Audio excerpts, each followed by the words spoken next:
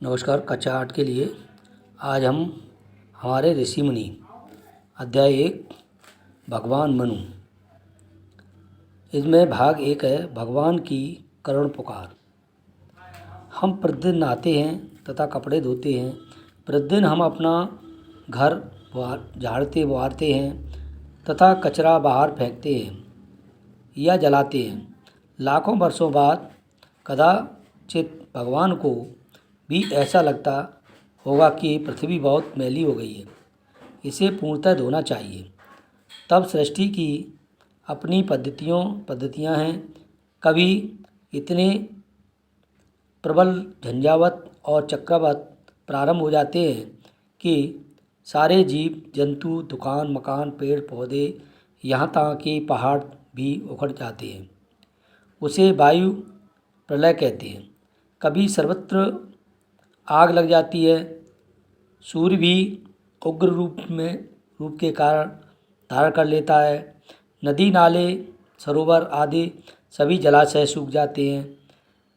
सब सृष्टि जल भुनकर राख हो जाते हैं। उसे अग्नि प्रलय कहते हैं। कभी लगातार वर्षा होती रहती है। महीनों तक, वर्षों तक पानी बरसता रहता है। नदी नाले तालाब सब भर जाते हैं। फिर भी पानी थमा नहीं। सब सीमाएं लांघकर समुद्र भी बढ़ता है और तब जल प्रलय हो जाता है। संपूर्ण सृष्टि डूब जाती है। उसे जल प्रलय कहते हैं। हजारों वर्षों पूर्व पृथ्वी पर सर्वत्र कूड़े के ढेर एकत्र हुए थे। जहाँ तहाँ नजर आ रहे थे। सभी अनुशासितहीन हो गए थे। यहाँ तक कि मनुष्यों में मानवता भी छोड़ दी थी। वे पशुओं से भी हीनतर और हीनतम बन गए थे। कोई भी अपनी धर्म का पालन नहीं कर रहा था। पिता पुत्र, भाई बहन, पति पत्नी, आप अशुकीय पड़ोसी नित्य आपस में झगड़ते रहते थे। एक दूसरे से प्राण तक लेने को तैयार थे। आचार अनाचार दुराचार भीष्म तांडव चल रहा था। देव सभा में इस विषय में चर्चा हो रही थी। ऋषि मुनि ने पृथ्वी की भयानक स्थिति का वर्णन किया। धरती गौ माता का रूप लेकर के आ पहुंची। वह दुबली पतली हो गई थी। उसकी आंखों से अश्रु बह रहे थे।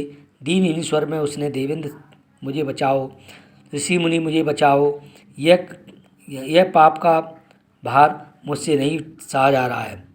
इंद्र ने कहा, हे पृथ्वी माँ, हम सब तुम्हारी ही दुरावस्था की चर्चा कर रहे थे। चलो हम सब भगवान विष्णु के पास चलते हैं और उनसे उपाय करने के लिए कहते हैं।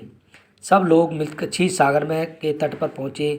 उन्होंने भगवान विष्णु की प्रार्थना की और अपनी योग निद्रा से जागे। उन्होंने कहा, हे देवगण, ऋषि मुनियों तथा धरती माता, आप सब लोग यहाँ क्यों आए हैं, यह मैं जान लिया है।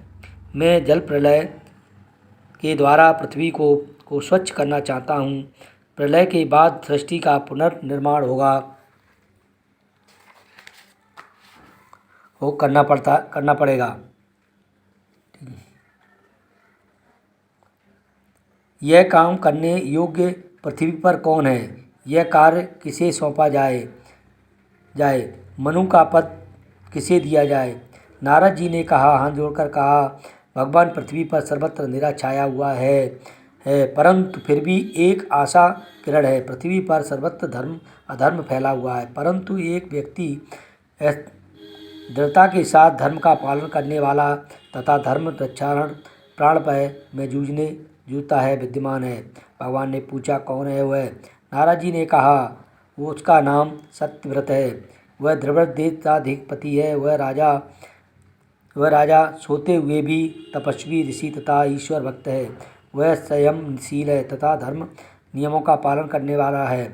सब लोग धर्मावलंबी हो जाएंगे, ऐसी उसकी तीव्र इच्छा है। मेरी समझ से उसकी योग्यता का और अन्य कोई व्यक्ति आज पृथ्वी पर विद्यमान नहीं है। सबने सत्यवान के नाम का अनुमोदन किया। पृथ्वी ने भी सत्यव्रत की सराहना की और कहा, वही मनु बन सकता है और उसका अपना उत्तरदायित्व सुचारू रूप से चला सकता है। भगवान ने कहा, मैं आगे की व्यवस्था करता हूँ, आश्वस्त होकर के सब लोग अपने अपने धाम चले जाइए।